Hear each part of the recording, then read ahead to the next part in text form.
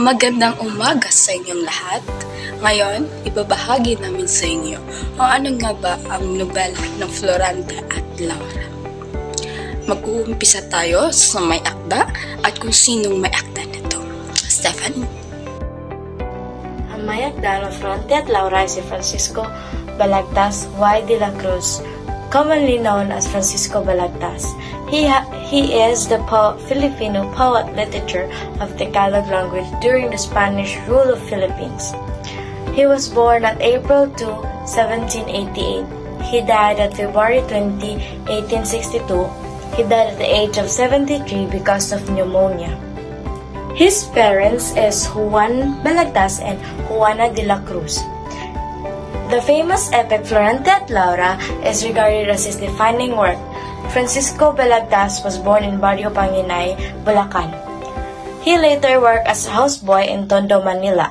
Balagtas learned to write poetry from Jose de la Cruz, or Joseng Sisio, one of the most famous poets of the Tondo and the Turn of Chicks. It was de la Cruz himself who personally challenged Balagtas to improve his writing.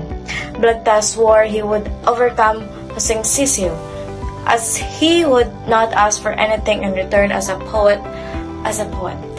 Balagtas published Florante at Laura upon his release in 1838.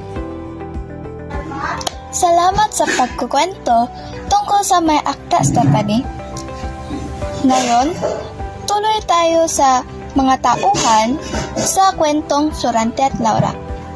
Pag-usapan muna natin ang mga pangunahing tauhan sa kwento. Si Florante.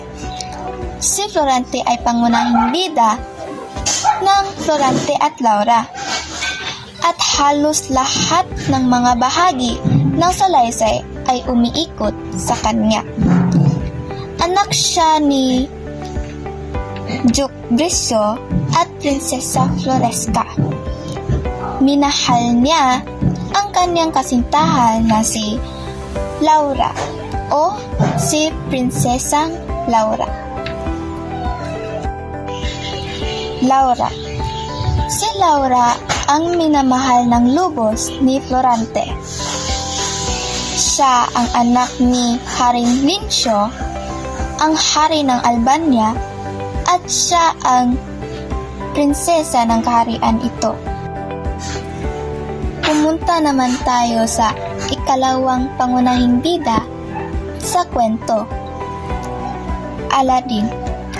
Si Aladdin ay isang murong Persianong tumulong kay Florante at nagligtas sa kanyang buhay. Ang kanyang ama ay si Sultan Ali Adab, na siya rin ay umaagaw sa kanyang kasintahang si Florida. Si Florida ay ang kasintahan ni Aladdin, inagaw mula sa kanya ni Sultan Ali Adab. Sumunod ay si Menalipo. Si Menalipo ay ang isang pinsan ni Florante. Yun lang ang mga tauhan sa kwentong Florante at Laura. Ngayon, si Hannah Sophie Perez ang magkukwento sa buod ng Florante at Laura. Maraming salamat, Velvet. At ngayon naman ay ibabahagi ko sa inyo kung ano nga bang makikita o mababasa niyo sa nobela na Florante at Laura. Ang Florante at Laura ay isang awit noong 1838 na isinulat ng makatag Tagalog na si Francisco Balagtas. Maluwag ang kwento sa sariling talambuhay.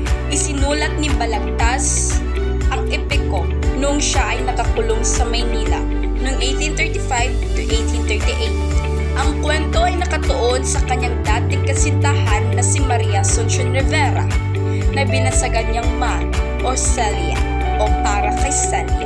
Ito naman sa Florante at Laura ay mababasa niyo kung gaano nga ba pinaglaban ni Florante si Laura at kung gaano siya nagsakripisyo para sa kanyang minamahal na si Laura.